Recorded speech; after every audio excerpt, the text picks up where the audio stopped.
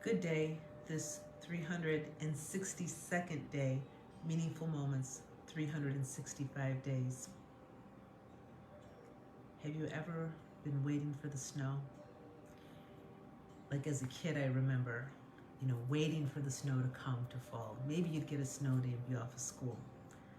And then I remember when my children were growing up, they would get that same look in their eyes and they would be waiting for the snow. I can't remember how many times, but it was a lot, when I would be in the classroom and my students would all be restless in their seats, anticipating the snow to come. And they couldn't help but run over to the window here and there just to catch a glimpse and see if they could see the first snowflake fall. And this morning, I got up and had that feeling. I was looking outside and aware of the clouds, the thick, billowy, stormy, snow-like clouds that were forming and that had taken up the whole space of the sky for everywhere that I could see.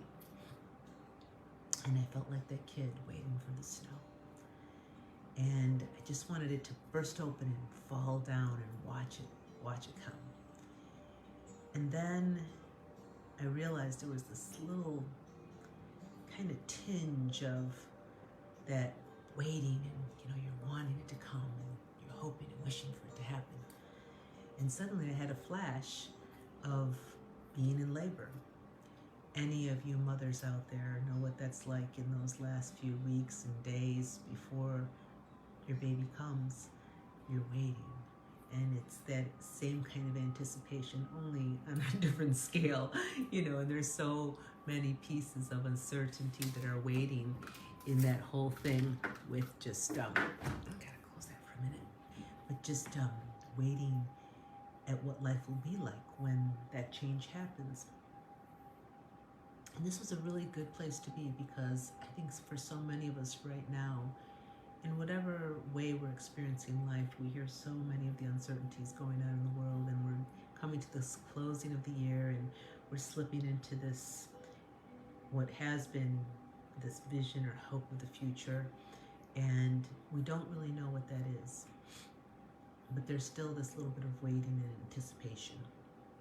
And maybe there are many of us out there that are hoping and wishing for something to come. And I'm sure we all can relate to that in some way, hoping for COVID to go away, and it's not, and it probably won't in the way that we think of it as going back to a certain way. There are places we cross thresholds, and we clearly have crossed them.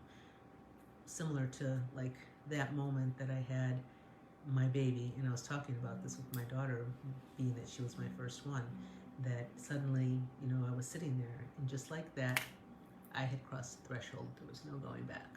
It was now a different life. And that's not a bad thing. Likewise, neither is the anticipation of not knowing. And that's really what this meaningful moment was about, as I sat in those moments of waiting for the snow to come down today, having that flashback to the labor and the days, the onset of the coming of a new life, and being in that space of sort of discomfort, sort of not knowing. And I'm not talking about, like in labor, there's physical components involved and all that bring on feelings, but certainly there's plenty of people out there right now that are in anticipation of something, not knowing what it is, but maybe suffering in some kind of way with the fears or the doubts or the unknowns. So whatever it may be that you're experiencing, just know that there is one other little thing that you can do at this time that could be very helpful, prove to be very helpful for you, and that is to become familiar, as if though you have, all this anticipation or waiting, and you have it wrapped up in a ball, and you're going to look at it now from all the sides, and you're going to see all the different pieces of that sensation. And when you start probing it that way and looking at it that way, you become a little bit more familiar with it. And as you become more familiar with it, it allows it to move through you a little more easily, perhaps with a flow. Maybe it won't feel like ease at first, But it's in this practice of becoming familiar with that sensation, allowing it to move through you as opposed to resisting it or just wishing like, oh, come on, if it just would come on, speed it up, like the impatience and wanting just to happen. Once it happens, then everything will be okay as I had wanted it to be. But just this little bit. And it's even a practice that allows us so that when whatever comes, what may, and it may not always be exactly as we had called and wished for and hoped for and all those kinds of things that we had done, but that we're using our energy to direct it still towards this outcome of being present with it, finding the power in that ability to do so. What I've also and millions of others have said of that stillness within. It's an anchoring, it's a grounding.